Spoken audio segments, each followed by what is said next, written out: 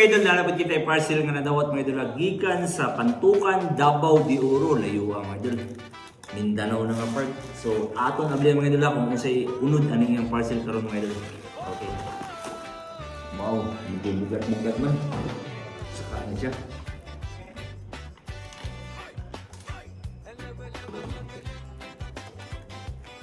Idol, sa Davao de Oro niya, dili man lang mo niya pa-mention ang iyang ngalan. So, ang kalan daw ni ang barangay o lugar. So, ato na ablihan.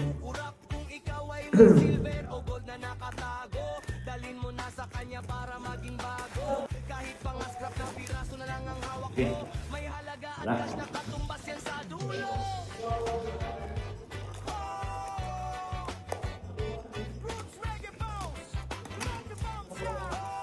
Kutsara. Ari na dul, tanawon tayo dul kung saan siyang imong mga turun daw kutsara man.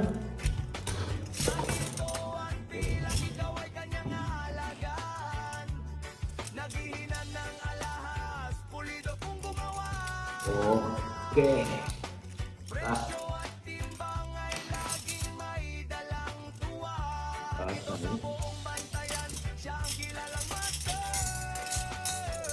Kani dul klaro kay dul tingis ni siya dul. Kani tingis ni siya duwas. Ug kani ang imong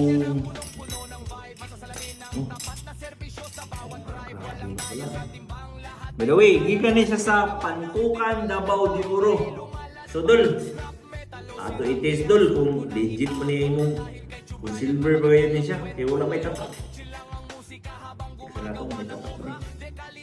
Kung nakakuan lang, ano nga dul? Di ba mo ni siya sa Dubai? No?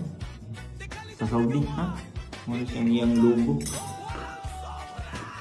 Isa na ito, silver ba na? Besit pa.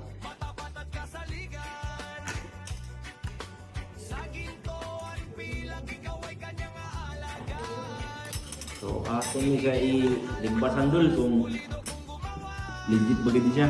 Dahil na ito sa kanya. Kaya kung silver na dul, paldo na siya dul.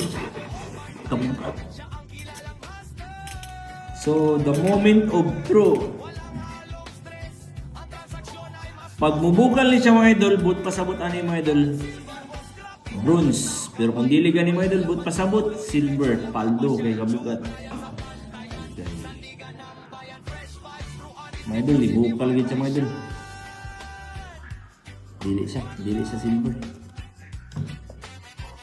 So, idol, gikan sa Pantukan, Davao de Oro. Dol, ang imong ipadala dol nga mga luwag, dili siya paldo dula. So, dol, salamat sa imong higayon o salamat po sa imong pagsalig sa imong pagpadala diri sa mga dula. Sa among isla dol, Bantayan Island. O salamat sa imong pagpalo dula. Sa makausap pa dol, salamat, shoutout nimo dia sa Pantukan, Davao de Oro. Alright. Yeah, True Brian online, gold by your shine.